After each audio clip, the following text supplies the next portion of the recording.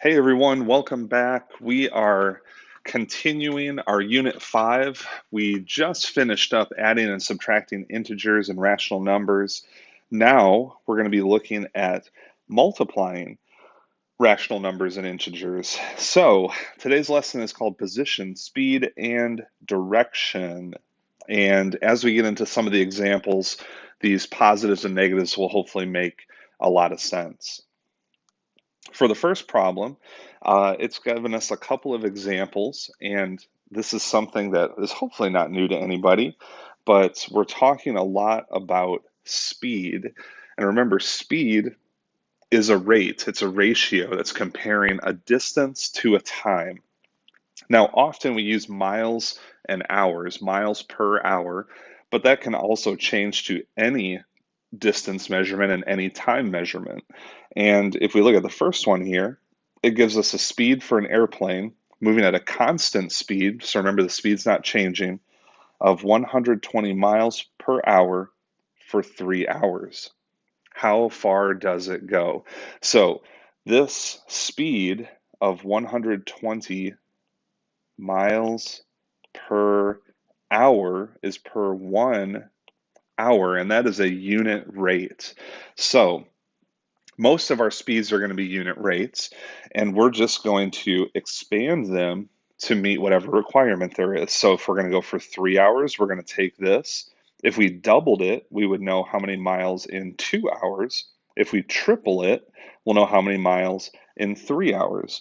So we're going to take 120 times 3 to figure out that it is 360 miles in 3 hours.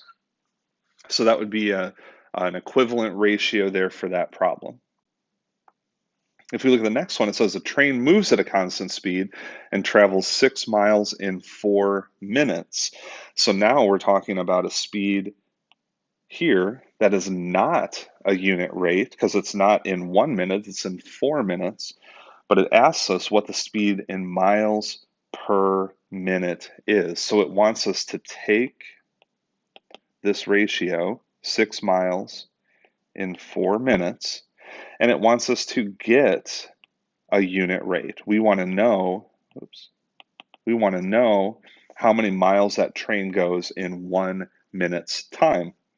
So we could do a couple of things here. We could simplify this ratio down. We could make, if we divided both these numbers by 2, that would be 3 miles in 2 minutes. And then we would split that in half again to get 1 minute. We could just divide 6 by 4 because we can divide this ratio and get a unit rate. But what we would get ultimately is an answer of 1.5 miles every minute. 1.5 miles for 1 minute. That would be our unit rate. For the third one, it says a car moves at a constant speed of 50 miles per hour. How long does it take the car to go 200 miles? So we'd write out our speed, which is a unit rate, 50 miles per hour per 1 hour. We're asked how long does it take the car to go 200 miles? So we could set up a proportion here and do this. So we're seeing how 50 becomes 200. It's getting 4 times greater, so our time has to get 4 times greater as well to be proportional. Or we could divide.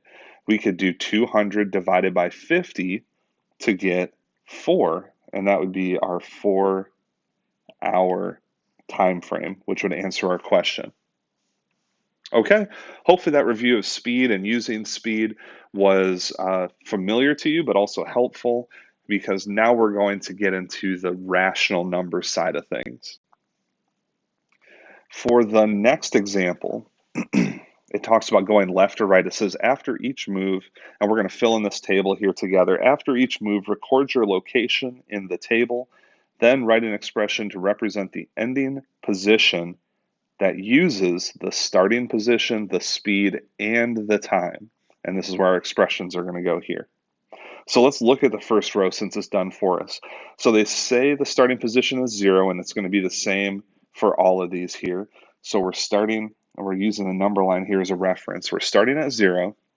Now some of these are moving to the right, some are moving to the left. If we look on the number line, to the right is the positive values, to the left is the negative values. Now the speed is the units per second, so these are all unit rates. So the speeds are changing and the amount of time is changing, but we're using the same measurement units.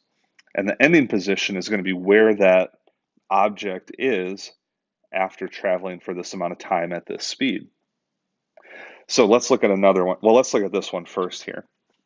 So if they start at 0, their speed is 5 units every second, and they go for 3 seconds. In 1 second's time, they're going to go 5 units. In 2 seconds' time, they'll go another 5 units, so to 10. And in 3 seconds' time, they'll go another 5 units and end here at 15. That's why it says ending position positive 15. So this is where they stopped. And their expression shows where they started and that they added that time times the speed. 3 seconds time times the speed of 5 units per second was that 15 unit change here on the number line. So let's look at the next one. So we again start at 0.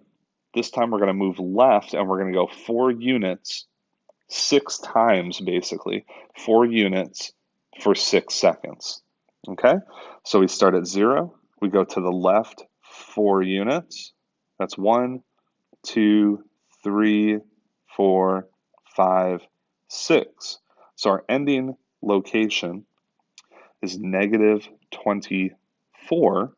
We started at 0, just like we did in the first example there.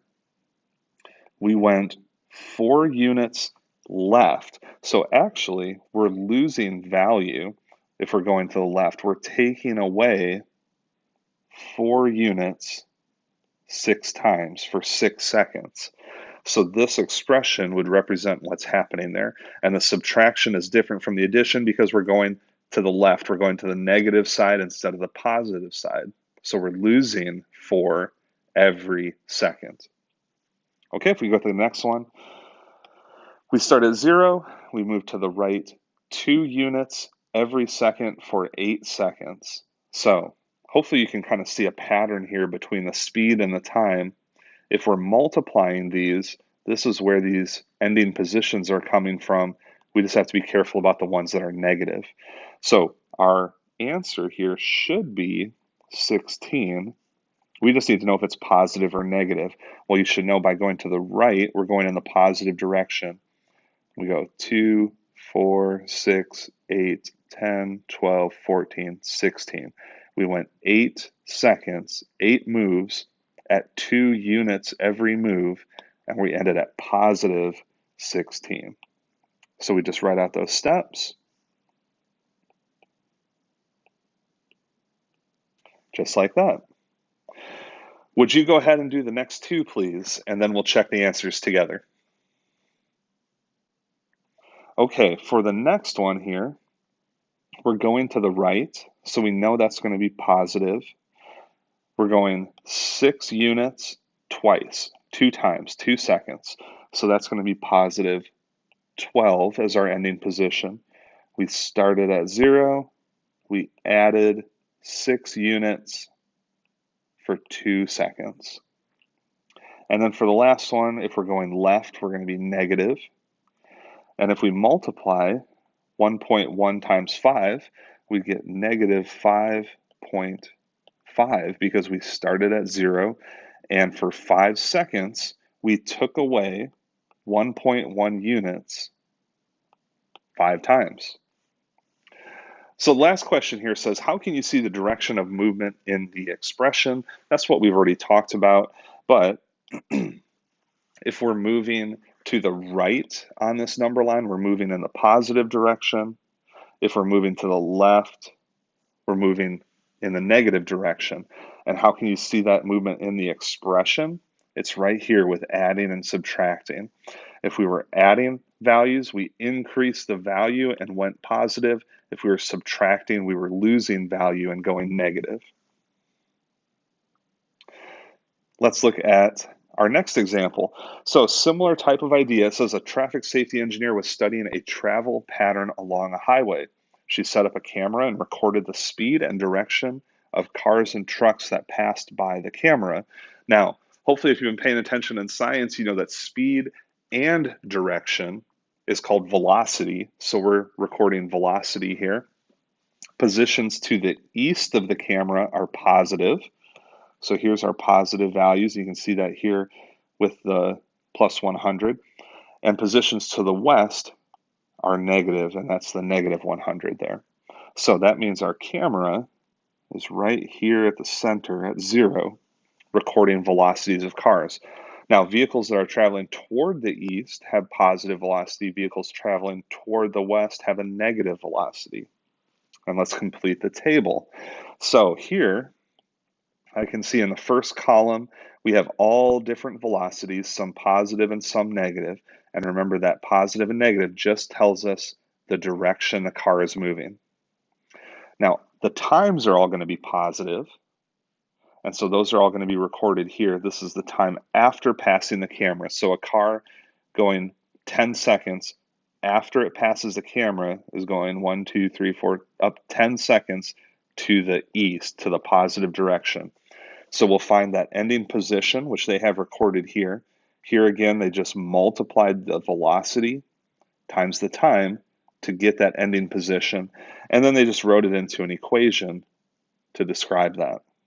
So let's look at the next one. Now the next one has a negative velocity. All that means is that it's moving to the west. So that means that we're going to have a negative ending position because this car is traveling this way. It passes the camera and then it counts 30 seconds. So 30 seconds passes, the car's going west. If we multiply that by the velocity, we're going to get a negative value still, but it's going to be negative 600 meters per second. And we get that by multiplying negative 20 times 30 to equal our ending position. This is going to be very important as we find these patterns when we're multiplying positive and negative integers. So obviously when we multiply two positive numbers, we get a positive product. When we multiply a negative and a positive, we get a negative product. So let's keep looking for that pattern. For the next one, we have positive 32. The car's traveling to the east. When we multiply 32 times 40, you get 1,280 positive.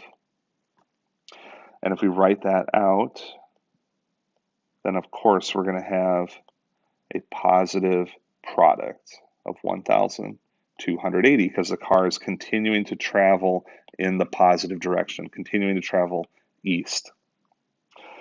Now if we have a negative again, let's see if this confirms what we found here, that if we multiply a negative and positive factor, we get a negative product. We have a negative and a positive factor. If we multiply those, well, we're going to be negative because we're traveling still to the negative direction to the west. And 35 times 20 is 700, negative 700. So when we write this out as negative 35 times 20 to get negative 700, that does confirm that if one of our factors is negative, our product will be negative. Let's look here. Velocity of 28 meters per second. It's traveling east. Time after passing the camera is 0. Well, anything times 0 is 0. So we'll write that out and use that to answer our next questions. So based on that pattern, let's take a look at these questions and come together with some ideas. It says, if a car is traveling east, now remember east was positive, when it passes the camera, will its position be positive or negative 60 seconds after it passes the camera? Now, really, this part here, 60 seconds after it passes the camera, is not important. It doesn't matter how long it's past the camera, because as long as it passes that camera, it's going to be positive because of the direction that the car is moving. If we multiply two positive numbers, is the result positive or negative? Well, it is definitely going to be positive when we multiply two positive numbers. And we could see that, here in the table, which is gone now. Oh well. Let's see. Okay, so we had positive, positive and positive. If a car is traveling west, when it passes the camera, will its position be positive or negative 60 seconds after it passes? Again, time isn't really important. If it's past the camera and it's traveling west, it will be negative. Its position will be negative. And if we multiply, and here's the important part, this is a big takeaway from today's lesson. If we multiply a positive and a negative number, the result is going to be negative.